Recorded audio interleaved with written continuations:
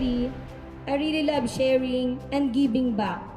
Naniniwala ako na this is my calling na maging daluyan ng blessings. Naalala ko, nung ako ay nag-aaral pa lamang dito sa Bagong Sikat Elementary School, ito noon di pa uso ang TikTok. Wala pang Facebook.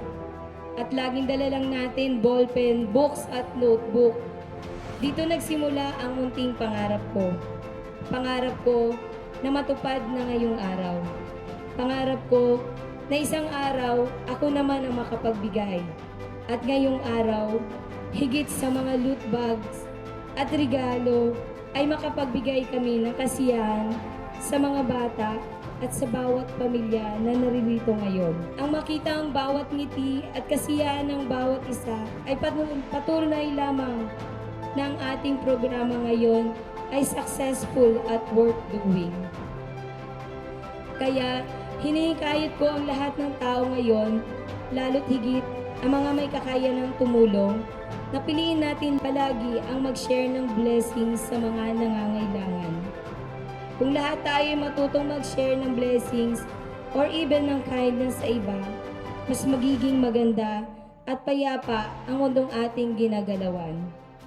If we develop the habit of giving back in some small way every day, we will see it grow until it becomes our second nature.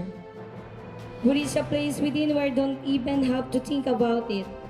It becomes an unconscious act of blessing others and ourselves.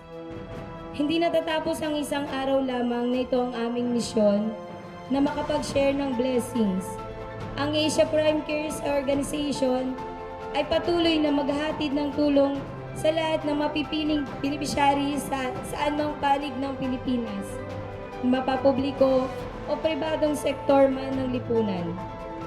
Hindi kami titigil na magbigay ng pag-asa at ligaya sa bawat puso na nangangailangan. Aming patuloy na itataas ang aming sinumpang misyon to give and share love, kindness, and blessings to everyone. Maraming salamat po sa inyong lahat. God bless.